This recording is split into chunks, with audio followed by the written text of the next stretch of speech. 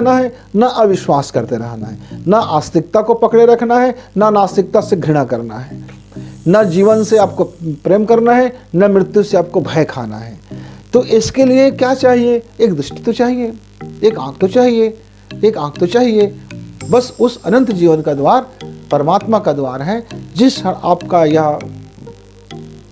आपको यह समझ में आ जाता है, जिस क्षण आप इसको अभ्यास में उतार लेते हो, अभ्यास करना होता है। यह लगातार अभ्यास की चीज़ें हैं।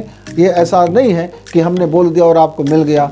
यह एक ऐसा गीता है जिसको आपको अभ्यास करना होता है। जीवन के हर क्षण आपको अभ्यास करना होता है, जीवन के हर पल आपको अभ्यास करना होता है, हर सांस में इसको अभ्यास करना होता है।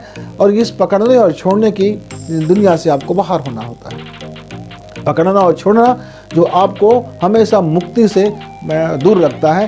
तो जिस क्षण आप मुक्त हो जाते हैं, मुक्त स्वतंत्र हो जाते हैं, और स्वतंत्रता ईश्वर की स्वभाव है, स्वतंत्रता प्रकृति की स्वभाव है, परम स्वतंत्रता परमेश्वर की स्वभाव है। और जिस समय हम स्वतंत्रता हो जाते हैं, स्वतंत्र हो जाते हैं, मुक्त हो जाते हैं, हम अपने को मुक्त कर लेते हैं। और मुक्त होने के बाद हम साक्षी भाव से, यानी कि एक गवाह के भाव से, साक्षी भाव मतलब एक गवाह की भाव, एक ऐसा भाव जो हम बाहर से देखते हैं ये घटना हो रहा है और उस घटना को हम देखते हैं, लेकिन हम उस पर लिप्त नहीं होते हैं, क्योंकि हम देखने वाले होते हैं। हम उसको अनुभव करने वाले नहीं होते, उसमें रस लेने वाले नहीं होते, उसमें घृणा लेने वाले नहीं होते हैं।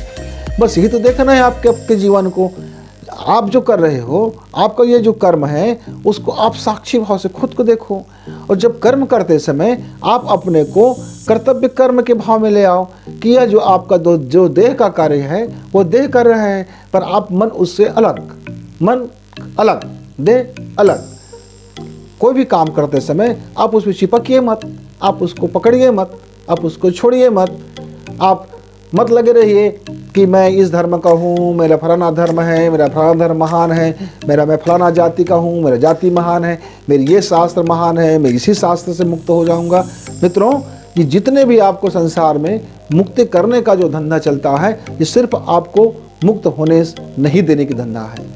ये जितने भी स्वतंत्रता के नाम पर धंधा चलता है, जितने भी स्वतंत्रता के नाम पर बाजार चलता है, जितने भी स्वतंत्रता के नाम पर आपको धोखा मिलता है, ये सारे इसी दुनिया का मायावी संसार में वह एक माया के रूप में घूमते रहता है। तो इस माया को जिस दिन आप समझ जाते हो, आपका दृष्टिकोण जिस दिन एक साक्षी भाव में आ जाता है, आपका दृष्टिकोण देखने वाला बन जाता है।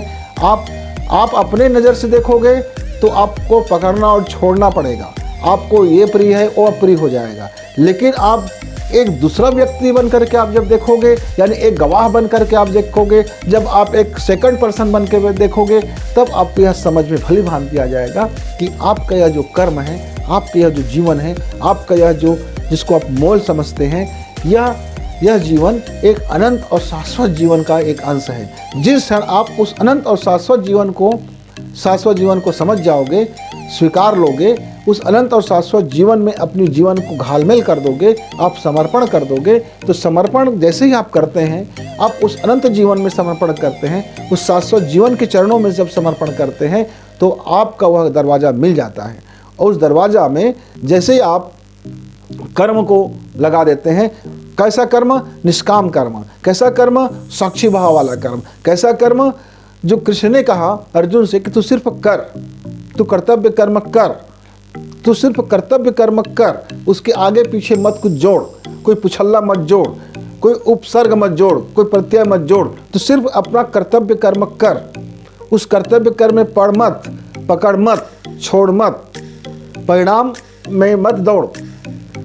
जब हम इस तरह से कर्म में लग जाते हैं, अभ्यास करने लगते हैं, तो ये जो अभ्यास योग है, तो करत करत अभ्यास के जड़मति होत सुजान। जैसे कहा गया कि करत करत अभ्यास के जड़मति होत सुजान। तो अभ्यास करते करते करते करते हम उस अनंत जीवन के द्वार तक पहुंच जाते हैं।